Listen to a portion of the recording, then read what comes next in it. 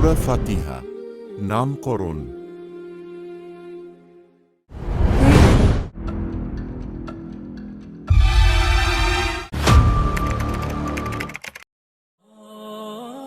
প্রিয় দর্শক, আসসালামু আলাইকুম।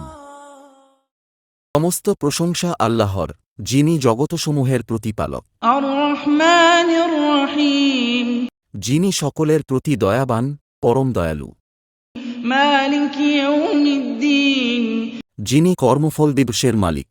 ইয়াকা না'বুদু ওয়া ইয়াকা নাস্তাঈন, হে আল্লাহ, আমরা তোমারই ইবাদত করি এবং তোমার কাছে সাহায্য চাই। ইহদিনাস সিরাতাল মুস্তাকিম, আমাদের সরল পথে পরিচালিত সেই সকল লোকের পথে যাদের প্রতি তুমি অনুগ্রহ করেছ, ওই সকল লোকের পথে নয় যাদের প্রতি গজব নাজিল হয়েছে, এবং তাদের পথেও নয় যারা পথহারা। ভিডিওর শুরুতেই জেনেছেন আজকের আলোচনা সূরা ফাতিহার নামসমূহ নিয়ে, তাই চলুন শুরু করি।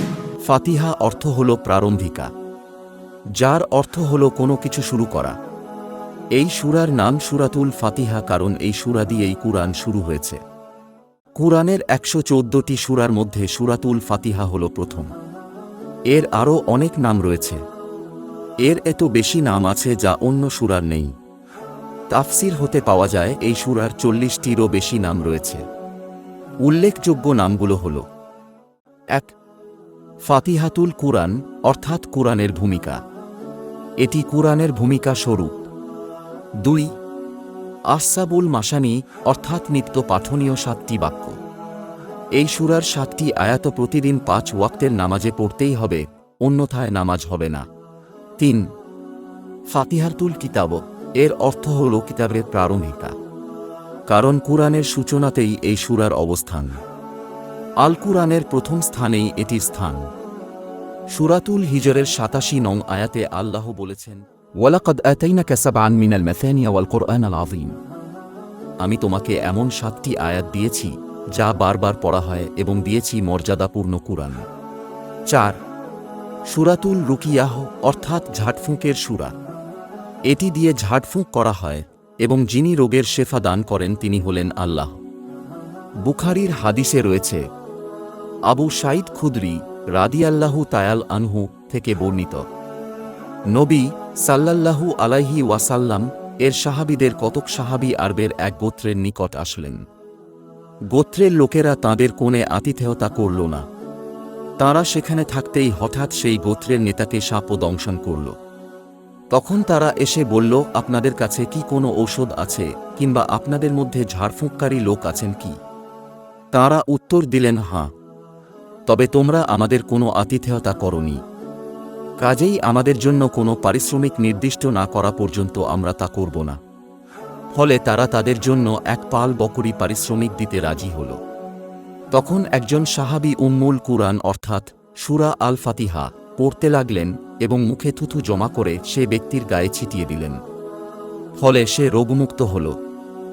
এরপর তাঁরা বকরিগুলো নিয়ে এসে বলল, আমরা নবী সাল্লাল্লাহু আলাইহি ওয়াসাল্লাম কে জিজ্ঞেস করার পূর্বে এটি স্পর্শ করব না। এরপর তাঁরা এ বিষয়ে নবী সাল্লাল্লাহু আলাইহি ওয়াসাল্লাম কে জিজ্ঞেস করলেন। নবী সাল্লাল্লাহু আলাইহি ওয়াসাল্লাম শুনে হেসে দিলেন এবং বললেন, তোমরা কিভাবে জানলে যে এটি রোগ সারায়? ঠিক আছে, বকরিগুলো নিয়ে যাও এবং তাতে আমার জন্য এক ভাগ রেখে দিও। সহিহ বুখারী হাদিস নং ৫৭৩৬। ৫. উম্মুল কুরআন, অর্থাৎ কুরআনের মা। আরবি আভিধানে উম্মুল অর্থ হল মা। আবার কোনো কিছুর ব্যাপকতা বোঝাতে শব্দটি ব্যবহৃত হয়, আবার কোনো কিছুর কেন্দ্রকে এই শব্দটি দ্বারা বোঝানো হয়। উম্মুল কুরআন মানে হল গোটা কোরআনের কেন্দ্রীয় বিষয়বস্তু হল সূরা ফাতিহা। আল কুরআনে ভৌগোলিকভাবে মক্কা নগরীকে উম্মুল কুরা বলা হয়েছে। ৬. সূরাতুস সালাত, অর্থাৎ এটি নামাজের সূরা। নবীজি বলেছেন, এই সূরাটি ছাড়া নামাজ কখনো পরিপূর্ণ হয় না, অর্থাৎ আল্লাহ কবুলই করবেন না। ৭. আসাসুল কুরআন, আসাস অর্থ হল ভিত্তি। কুরআনের যে জ্ঞান, বিজ্ঞান, সংস্কৃতি ইত্যাদির যে পথ দেখানো হয়েছে এর কেন্দ্রীয় বিষয়বস্তু হল সূরাতুল ফাতিহা। ৮. সূরাতুস সিফা, কুফরির রোগ, মুনাফিকির রেগ এবং সমস্ত রোগ থেকে এই সূরা শিফা বা মুক্তি দেয়। 9 সূরাতুল ওয়াফিয়া অর্থাৎ পূর্ণতাপ্রাপ্ত সূরা।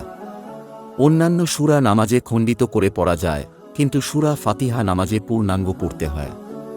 10 সূরাতুল রাজ অর্থ হল মগজ। মগজ যেমন মাথার কেন্দ্রে অবস্থিত, তেমনি আল কুরআনের সকল আলোচনা সূরা ফাতিহাতে আছে।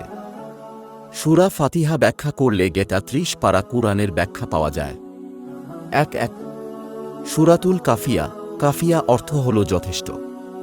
এই সূরা নামাজে পাঠ করলে তার নামাজ যথেষ্ট হয়ে যায়। 12 সূরাতুল কাঞ্জ। কাঞ্জ অর্থ হল খনি। সূরা ফাতিহায় আছে জ্ঞান, বিজ্ঞানের খনি।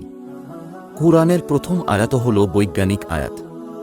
সূরা ফাতিহার প্রথম আয়াতে জগৎসমূহের প্রতিপালক দ্বারা মহাবিশ্বের সকল জগৎ এর মালিক আল্লাহ তা সাক্ষ্য দেওয়া হয়েছে।